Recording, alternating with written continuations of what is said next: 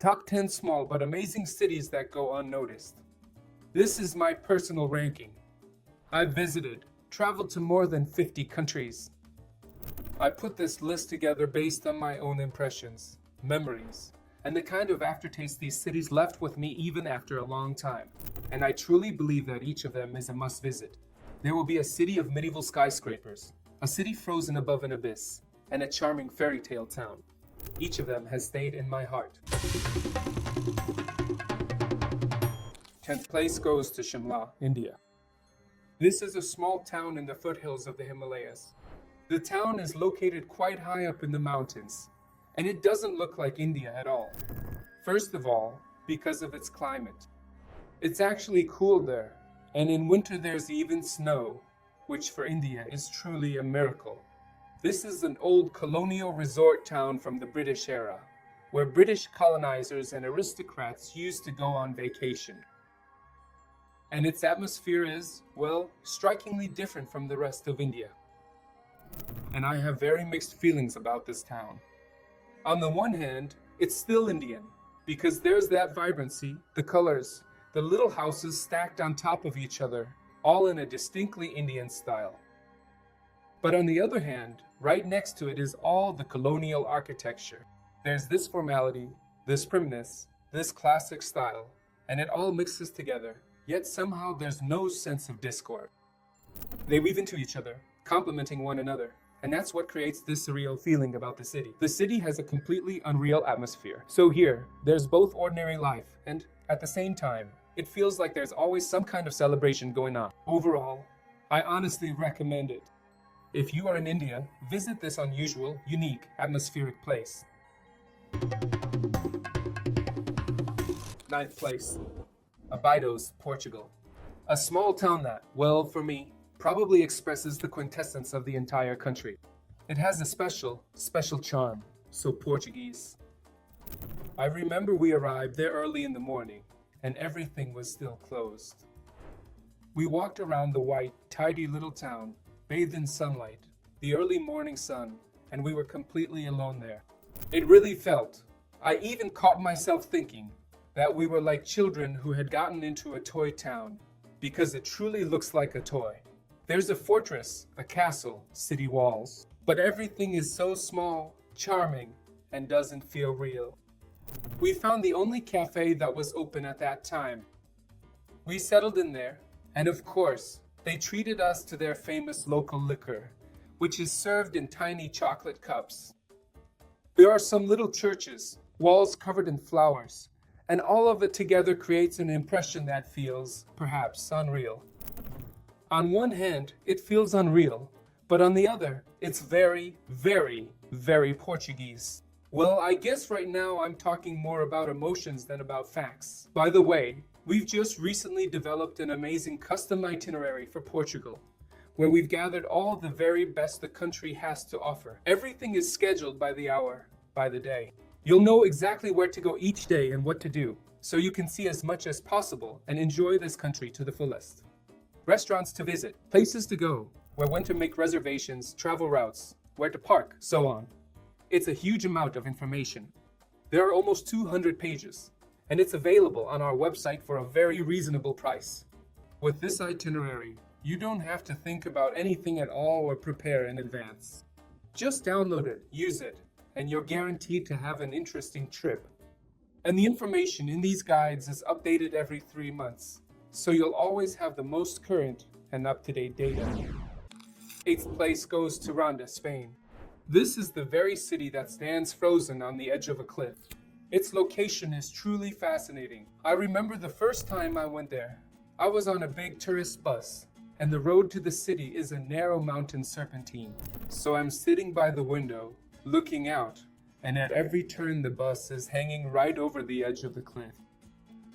And I can see very clearly what's down in that abyss. And down there are red cars, ones that didn't make it through the serpentine, flew off the turn, and now lie there, rusting for years, some for decades already. Even now, it's so difficult to get there. Just imagine trying to storm the city from below in the 15th century. That's exactly why it remained one of the last strongholds of the Moors on the Iberian Peninsula. The city is split in two by a gorge, and a bridge connects the two sides across it. It's called the New Bridge, but new is relative. It's from the 18th century, just a bit younger than St. Petersburg, yes. Still, for Spain, this is considered a new bridge. This is where bullfighting was born. The best views are probably from here. It's like a calling card of Spain, the view from the new bridge in Ronda. And in general, the whole atmosphere of this city, where Arab, Moorish influences are intertwined with Christian, Catholic, Spanish ones. And it's all mixed into such a rich cocktail. And on top of that, it's perched up here on these cliffs. You really have to see it. You have to feel it. It's a city that definitely doesn't leave anyone indifferent. Salzburg, Austria. Salzburg is a fairy tale city surrounded by mountains. It's quite serious, not a small city. And at the same time, as you walk through the center, you get the feeling that you've seen or heard this somewhere before. Maybe in some children's movies, maybe in some books' fairy tales, because everything feels incredibly familiar. Some sign for a cobbler, a cobblestone street, these walls, arches, all of it. And up above, there's a castle towering over the city, belonging to a duke, a king, or some other nobleman, maybe a baron. It really feels like the embodiment of your childhood storybooks is right here in Salzburg. There's this cool little thing in Salzburg, on the main streets. Regular signs are actually forbidden. All the signs have to be wrought iron, made to look old-fashioned. So you're walking along and you see McDonald's. A McDonald's with a wrought iron sign. And it looks so unusual that I still remember those signs, even though I was in Salzburg quite a long time ago. By the way, that's where Mozart was born, in Salzburg itself. And I'm surprised that this city isn't super popular. I mean, it's just as cool as Vienna, for example. So, how many people visit Vienna? Why doesn't everyone go to Salzburg? I don't get it. 6th place, Annecy, France. I stopped by the city just because it was on my way. .0 expectations, 0 ideas about it. Just a regular province. What could be interesting a provincial French town? And this city exceeded all my expectations. It's so cute, so doll-like, so green. Honestly, you could call it toy-like. Even the castle there is gloomy. You'd think a castle. There was a city prison in it, I think since the 12th century. It rises out of the river, like a little island in the river, and even it looks like a toy. So you just can't take it seriously. There's water everywhere, some lakes, fountains spraying. I think if you're looking for a great, happy place to retire, then Annecy is definitely worth considering. Guys, it really is cute, cool, and wonderful there. It's a really fun little town. That's really valuable. When you go somewhere without any particular expectations, and you end up discovering a real gem. I hadn't even heard of Annecy before. 5th place, the town of Narai in Japan. It's a very unusual town from modern Japan, but very, very typical of pre-war Japan, before World War II. And we remember that Japan was heavily bombed, so there's hardly any authentic, classic wooden Japan left. Narai is one of those towns that has been preserved in its original state. Originally, it was a post station between two major settlements.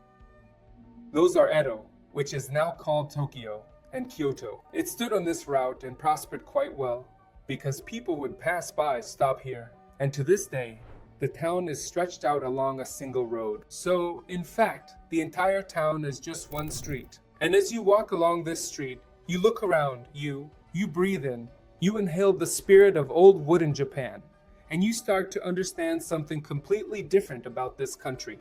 That it's actually not what Japan is usually associated with nowadays. It's not about high tech, not about all that art, beauty, and so on. No, it's something simple and humble. So those are probably the kinds of associations I have with Narai. I highly recommend, if you're in Japan, not just visiting the main spots, but also checking out a tiny little wooden town like this. Overall, Japan is one of the top 10 most beautiful countries I've ever seen in my life. 4th place goes to the Norwegian city of Alesund. Alesund is a town that almost shouldn't exist. It's not very natural. The thing is, in 1904, the wooden town of Alesund burned down completely. It was a major tragedy. All of Europe rallied together. The best architects took on the task and decided to rebuild the city from scratch. At that time, the most popular architectural style was modern, Art Nouveau. It's called differently in different countries. So all these architects built the city in the same style. It's a great style, one that I really love. And as you walk through this city, you see that all the buildings are constructed with the same spirit. You perceive them as a continuation of one another. Each house is an extension of the previous one. It even makes me think of walking through a computer game designed by an artist. He drew the whole town in a single style, and it's the same thing here. This is a town built in a single style. It's beautiful, it's pleasant, and you can look at it from above. There's an observation deck. You climb up a hill and see how the town is scattered across the islands. And from above it looks really cool and impressive too. Well, overall, I don't really know. Of course, you can visit Norway without stopping by Alesund, but you'll be missing out on a lot. We're getting to the top now. Third place, San Gimignano, Italy. Italy has many wonderful towns, but I don't know of any other city in Italy quite like this one. The thing is, in the Middle Ages, there was a tradition in Italy, especially in this region, Tuscany, of building towers. Every wealthy family was supposed to build a tower. The taller and more impressive the tower, the more respected the family was. These towers didn't serve any practical purpose. They're empty inside. In fact, in most of these towers, you can't even get to the top. They were just showing off to each other, and so they built all these towers. By the 14th century in San Gimignano, a tiny town you can walk across in 15 minutes. There were 72 towers built in San Gimignano, huge multi-story structures. Later, some of them were destroyed. Centuries ago, some were dismantled for building materials.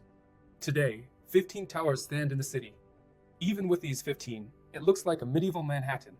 In other cities, all these towers have been taken down.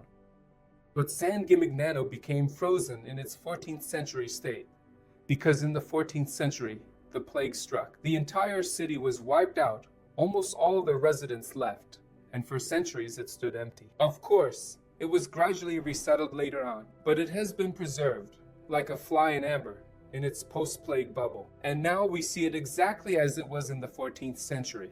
It's really cool, very impressive. You definitely shouldn't just pass by San Gimignano, the city of medieval skyscrapers on a hill in Tuscany. Visit it. In second place, I put the Swiss town of Stein am Rhein. Honestly, I knew that there had to be at least one Swiss town in this ranking, because there are so many of these charming, gingerbread, geranium-filled towns there, and they all are delightful. Some even, I don't know, are astonishing. But Stein am Rhein is a special town. The thing is, almost every house in the center has a fresco painted on its facade, some kind of image. And as you walk through this town, you get the feeling that you're in some kind of open-air art gallery. It's incredibly captivating, because the frescoes are beautiful. They're wonderfully painted, with all sorts of scenes, images, characters, and some writing here and there. So you walk around and take it all in. I would say it's a truly mesmerizing little town. Besides everything, yes, it's perched above a river. Yes, it has city walls and gingerbread-like details. So, in itself, it's a charming and beautiful place. But there's this extra feature that sets it apart from the rest of Switzerland. And in first place, I've put the Belgian city of Bruges. It's hard for me to talk about Bruges. It's difficult because I experienced this city on a sensory level. Yes, of course, we all remember that great movie in Bruges.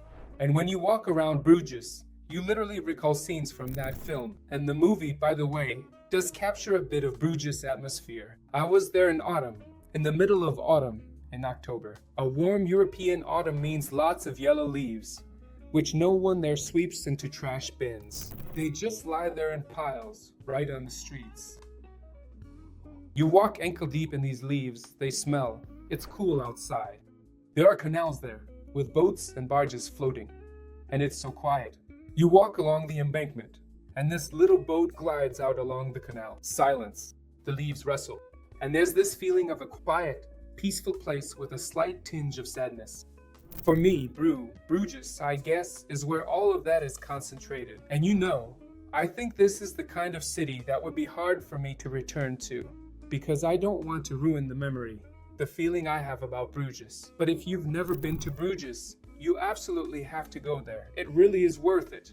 This is a city where you don't walk around sights, but a city where you stroll and drift along, as if riding the waves of your own melancholy. Honestly, I don't know city like it. Sometimes St. Petersburg can feel that way. You should go to Bruges in the fall. There are also mists there, yes. And not only do you walk, but suddenly, out of the fog, a corner of a building emerges. That too gives you feelings. Honestly, I don't doubt its emotions. No facts, just emotions.